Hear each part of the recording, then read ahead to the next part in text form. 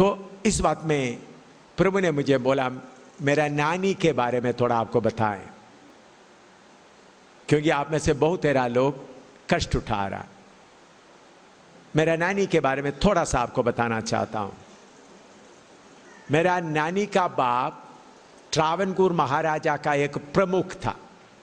एक एक शहर में प्रमुख होते, राजा के समान उनको अधिकार होते थे। बड़ा महल में रहता था, सारे अधिकार। उस वक्त पुलिस वगैरह नहीं होते थे, उनके पास सारे अधिकार होता था एक इलाका का। राजा के आदर के लिए उन्होंने दिया हुआ हाथी, अभी भी हमारा मामा लोग, पुराना मामा लोग अपने पास में रखे, हाथी भी दिया हुआ, राजा के तरफ से दिया गया। काफ़ी अमीर थे। तो मेरा नानी उनका बड़ी बेटी थी, देखने के लिए काफ़ी सुंदर, गोरी सी, बहुत सुंदर थी। शादी किया हुआ था। मेरा नाना उस समय में सिलोन, श्रीलंका का टीचर, क्योंकि ट्रावनकूर सरकार, ट्रावनकूर महाराजा गिफ्ट के तौर पर टीचर को श्रीलंका को भेजा था, सिलोन को भेजा था, क्योंकि सब माने हुए पढ़े लिखे थे। तो मेरा नाना उस समय में श्रीलंका, सिलोन में था। मेरा मम्मी का उम्र 2.5 साल का था जब मेरा नानी यीशु मसीह को कबूल किया। जिस पादरी ने उनको बपतिस्मा दिया, मेरा नानी का बाप उनको मारा, वो मर गए। 5वां दिन वो मर गए, उनको नदी में बहाया। पूछने वाला कोई नहीं, क्योंकि वही राजा है। तो फिर मेरा नानी को इतना मारा, उनका दाहिने हाथ का 3 अंगुली तोड़ दिया, बाएं हाथ का 2 अंगुली तोड़ दिया। उनको बोलो, उधर में उनका बड़ा मकान है, उसके अलावा नारियल का पेड़ बहुत है, तो नारियल, कच्चा नारियल इकट्ठा करने के कमरा बाहर जमीन में बनाया हुआ होता था, उसके अंदर उनको बंद कर दिया। बोलो नौकरों को बोलो बंद कर दे, खोलना नहीं, उधर ही मारने दो।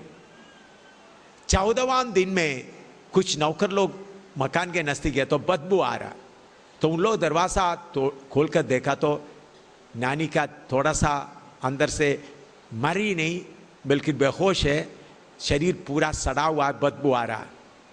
उन्होंने घर के अंदर लेके, क्योंकि बड़े मकान है, कितने कमरे होते हैं, उसमें से एक कमरे में उनको पालन पोषण किया। 1 महीने के अंदर वो ठीक हो गई।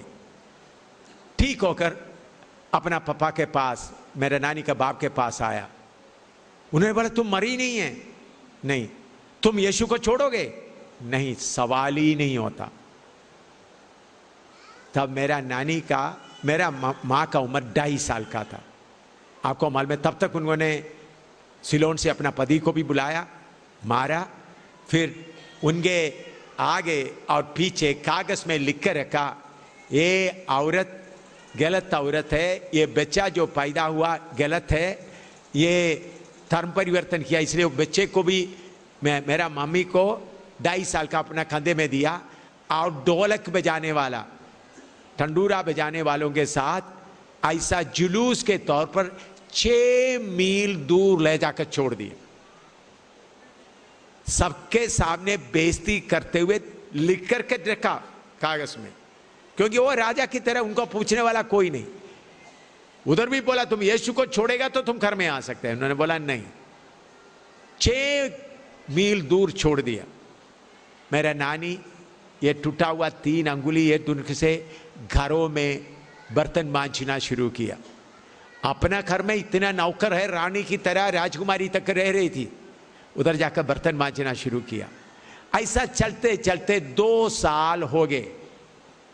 एक बार नानी का बाप शाम के समय में हाथी के ऊपर आ रहा था, शराब भी पिया हुआ था, इसलिए हाथी को चलते थोड़ा चक्कर आ रहा था, इसलिए हाथी के ऊपर से निकला, नीचे आया और नौकरों को बोला हाथी को ले जाओ।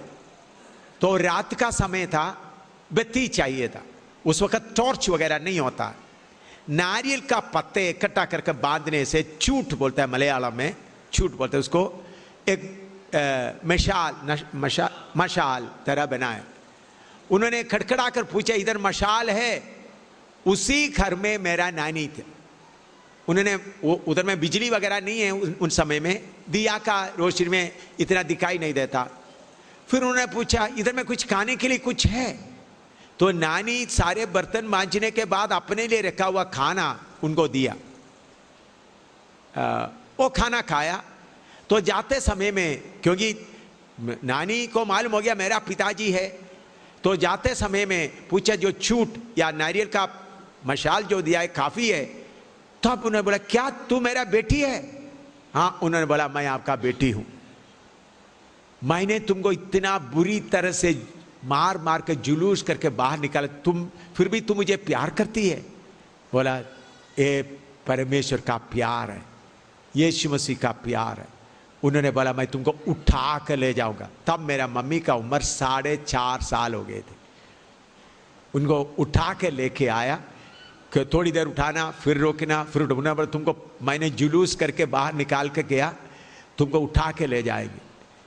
आपको मालूम है 11 दिन के बाद 22 लोग इकट्ठा बपतिस्मा लिया। 22 लोग, वो नानी का बाप, मेरा नाना, सब मिलकर 22 लोग इकट्ठा बपतिस्मा लिया। उनको बपतिस्मा में लाने के पहले मेरा नानी कितना बेइज्जती सहा, कितना मार खाई। इतना अमीर खानदान में रहने वाले यीशु के कारण 3 दाहिने हाथ का अंगुली टूटा है, 2 अंगुली ये टूटा है, और फिर भी नौकरी काम किया। और बहुत तेरा लोग प्रभु में आने के लिए प्रभु ने कृपा दिया। मैं जब मिलिट्री में था, उधमपुर में था, जब मेरा नानी बेहोश हालत में थे, उधमपुर में नहीं है, श्रीनगर, कुछ उस वक्त मेरा शादी नहीं हुआ था, शादी के पहले की बात है। उस इलाका में था, नानी बेहोश है, मुझे देखना चाहता है, तो मैं चले गए। तो नानी बेहोशी हालत में था, तो मैं प्रार्थना किया प्रभु, तो नानी का होश आ गया, उठकर बैठ गई। मुझे बोला तुम अभी किधर है? मैंने बोला मैं जम्मू कश्मीर में। उन्होंने बोला अगर जम्मू कश्मीर में कोई भाई बहन लोगों को यीशु मसीह के कारण कष्ट उठाना पड़ता है तो उनको मेरा गवाही देना। मैंने बोला मम्मी नानी कुछ लोग विश्वास में आ रहे थे, तो मेरा गवाही देना, कष्ट उठाने से वो बाद में प्रतिफल मिलेगा। फिर मुझे बोला बेटा लेटाओ, मैंने लेटा दिया, एकदम प्राण छोड़कर चले गए। मेरे से उतना बात करने के बाद बाकी लोग खड़े होकर देख रहे थे, मुझे लेटाओ, बात करके मैं जा रहा हूं बोल के चले गए। उनको दफनाने के लिए हजारों लोग इकट्ठे हुए थे, मैं भी उधर था। लोग रोते रोते बोल रहे थे इसी ने ही इधर में रोशनी लेके आए। पहले उनको जुलूस करके लेते समय लोग मजाक करते हुए लेके जाते थे, जब उनका दफन करने के लिए उनका डेड बॉडी ले जाते समय मैं भी साथ था। इतने लोग थे, हजारों लोग, कितने लोग रो रहे थे। पुदुचेरी मला अन्नम्मा करके बोलने से पुराना मसीह लोग सब जानते हैं। मैं प्रभु का धन्यवाद देता हूँ। उस घराने से कितने सेवक लोग निकल आया। मुझे बहुत खुशी है, पास्टर शाहजन वो मेरा मामा का बेटा है, एक ही मामा है, उनका बेटा। मेरा नानी को 2 बेटी 1 बेटा, 3 लोग थे। तो नाना का बेटा वो भी प्रभु का सेवक बन गया, मैं भी प्रभु का सेवक बन गया, मेरा बेटा बेटी सेवक बन गया। और अभी हमारा घराने में आप जाकर देखें कितने सेवक लोग निकल आ गए, कोई गरीब भी नहीं है। ये सब आशीष का कारण क्या है? एक नानी ने इतना कष्ट सहा। आज मेरे पास आए हुए बहनों से मैं बोलना चाहता हूँ, और जो भाई का जो बहन आज तकलीफ सह रही है, उनके लिए अगर आप सहेंगे तो उसके साथ राज्य करेंगे।